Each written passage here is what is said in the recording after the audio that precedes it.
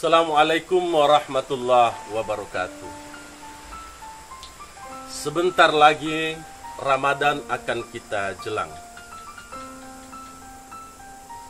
Di ufuk barat, sebentar lagi bulan yang seperti tandan itu segera akan kita saksikan. Namun terbayang Ramadan tahun ini sepertinya kita akan lalui tidak seperti Ramadan yang pernah kita lalui sebelumnya. Tahun ini COVID-19 atau COVID-19 mengancam negeri kita, mengancam seluruh sendi-sendi sosial kehidupan kita. Rasa cinta dan kasih sayang terhadap sesama agak merenggang karena mau tidak mau kita harus melakukan pembatasan sosial. Sementara Ramadan menjelang untuk menyatukan kita kembali. Namun yang cukup kita sayangkan pada Ramadan kali ini, kemungkinan besar kita tidak akan bisa tarawih bersama. Kemudian kemungkinan besar kita tidak akan bisa Idul Fitri bersama karena masih pembatasan sosial itu. Terbayang wajah saudara-saudara kita di kampung halaman, wajah anak istri kita di kampung halaman bagi yang masih ada di rantau. Ini tentu menyakitkan dan ini tentu akan sulit kita lewati. Tetapi sesulit apapun ujian yang kita hadapi tahun ini, mau tak mau kita harus lewati dan kita pasrahkan kepada Allah Subhanahu wa taala.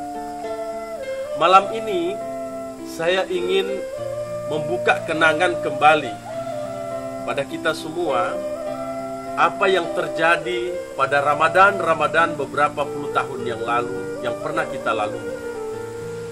Ramadan di kampung halaman betapa sangat-sangat mengesankan.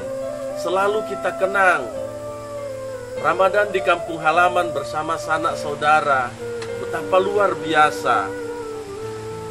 Di kampung halaman Mandar yang ingin saya ceritakan misalnya, menjelang Ramadan, orang-orang di kampung mulai akan sibuk menyiapkan dirinya masing-masing, menyiapkan kampung, menyiapkan keluarga. Mereka mulai akan mengumpulkan kayu bakar, mengumpulkan makanan, menggiling padi dan seterusnya. Kemudian dibawa pulang ke rumah untuk menghadapi Ramadan. Betapa kampung halaman luar biasa, bergembira, bersenang-senang ketika akan menyambut Ramadan. Di kampung halaman, anak-anak akan mengumpulkan kayu. Mereka akan mengumpulkan buah camplung. Kalau dalam istilah orang Mandar disebut dengan buah punaga. Buah camplung itu kemudian akan dibawa pulang ke rumah, digabung dengan buah kemiri, lalu ditumbuk. Buah kemiri dan buah camplung itu menyatu, mengeluarkan minyak yang aromanya luar biasa, disiapkan untuk dibakar di malam pertama Ramadan itu. Itulah yang menyebabkan kampung halaman kita mengesankan di masa lalu. Anak-anak akan sibuk mencari tempurung kelapa. Mereka akan menyusun tempurung kelapa itu di atas sebuah tongkat, disusun untuk dibakar di malam hari. Anak-anak akan mencari sampah-sampah plastik, dibuatkan kawat, lalu disusun di atas kawat itu, lalu dibakar, dan sampah plastik itu akan menetes sepanjang malam. Anak-anak kemudian bergembira ria, berlari sepanjang jalan, melihat kampung halaman yang temaram, ada banyak obor di kanan kiri rumah. Orang kemudian membuka Ramadan dengan kenduri dari rumah ke rumah, saling bertukar makanan. Makanannya luar biasa, enak-enak. Mereka akan memotong ayam, bahkan ada yang memotong kambing di malam pertama Ramadan.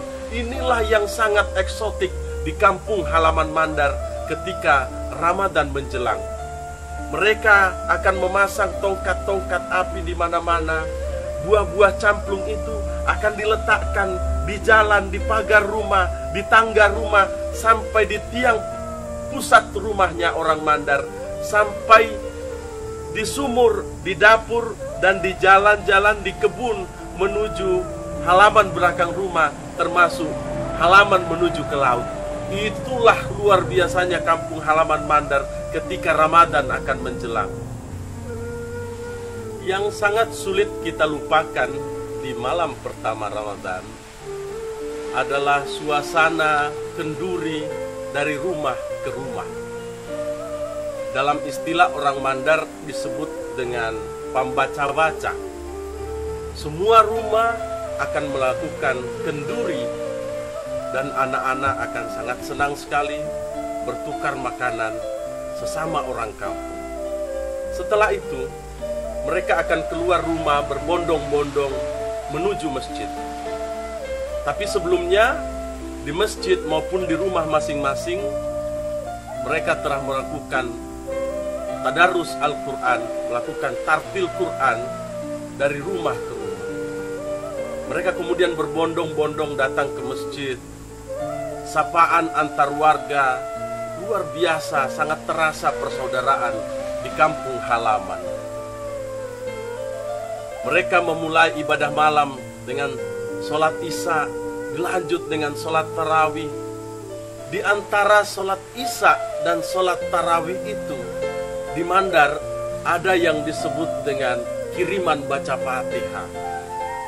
Warga kampung halaman akan menyumbangkan sejumlah uang, sejumlah rezeki untuk masjid dan memohon baca Fatihah untuk jamaah, ditujukan kepada orang-orang tua mereka yang sudah mendahulu. Ini sebuah tradisi yang luar biasa. Ada amalan yang dibangun di dalamnya. Setelah baca Fatihah, mereka memulai sholat tarawih secara berjamaah. Imam-imam di kampung kami sangat-sangat bersahaja. Mereka memimpin tarawih dengan sangat lirih, dengan sangat khusyuk. Bacaan mereka asik, kita khusyuk sebagai makmum mendengarkan di belakang. Bacaan mereka tidak dipanjang-panjangkan. Surah yang dibawakan juga tidak panjang, karena mereka paham ini adalah tanah Mandar, ini adalah Indonesia. Tidak banyak orang yang menghafalkan Al-Quran dan bisa menegur sang imam jika terjadi salah di dalam membaca. Itulah gambaran imam-imam di kampung kami. Di berbagai kampung di Mandar, cara pelaksanaan salat tarawihnya berbeda-beda. Ada yang melaksanakan salat tarawih terlebih dahulu, baru kemudian disusul dengan ceramah Ramadan, atau ceramah tarawih, atau kultum. Tetapi juga di beberapa masjid yang lain ada setelah sholat isya dilanjut dengan ceramah Ramadan. Nah, ini yang perlu kita catat. Ceramah para ustadz di kampung-kampung kami sangat sederhana. Mereka tidak membicarakan sesuatu yang menakut-nakuti umat. Mereka tidak mengkafirkan orang, tidak membid'ah-bid'ahkan orang. Ceramah mereka sangat menyenangkan. Ceramah mereka menyinggung soal kehidupan sehari-hari, bagaimana beribadah kepada Tuhan Allah Subhanahu wa Ta'ala dengan penuh khusyuk.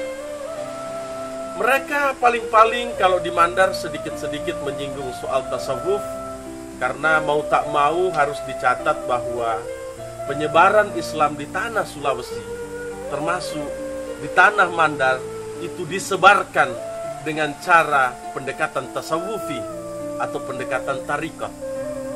Dengan demikian, perkembangan ajaran tasawuf dan tarikat di tanah Mandar tumbuh subur betapa luar biasa. Itu yang menyebabkan seringkali penyampaian para ustadz di masjid-masjid seringkali menyinggung persoalan-persoalan tasawuf. Setelah sholat tarawih, mereka akan pulang dari masjid, dan sepanjang jalan kita akan menemukan temaram yang luar biasa. Di samping obor-obor yang didirikan oleh pemuda-pemuda kampung di sepanjang jalan, ada banyak pula penjual-penjual di pinggir jalan. Mereka akan jualan kacang rebus, akan jualan pisang goreng, akan jualan singkong goreng. Ada yang tidak bisa dilupakan kalau di Mandar. Di Mandar itu ada satu minuman yang selalu ada setiap Ramadan tiba. Namanya sarakbah. Sarakbah ini selalu ada dan menghias panjang jalan. Sepulang orang dari masjid, biasanya orang akan mampir di sebuah lapak atau di kolong rumah. Mereka menikmati sarakbah dan singkong rebus sambil sedikit berbicara antar sesama mereka, mengobrol persoalan-persoalan keseharian mereka, lalu pulang ke rumah.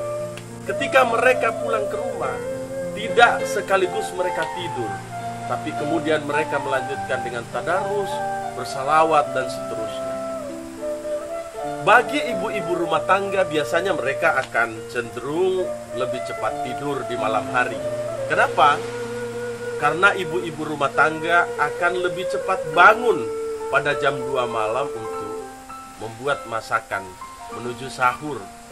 Sementara anak-anak muda, imam kampung, dan guru-guru kita di kampung halaman, para guru ngaji, mereka sangat betah berbincang di musola, berbincang di masjid, membincang tentang agama, membincang tentang tasawuf, membincang tentang tarikat, dan apapun yang berhubungan dengan ketuhanan. Yang menarik adalah di kampung halaman Mandar, di malam hari, pemuda kami hampir tak pernah tidur. Mereka akan tidur di masjid.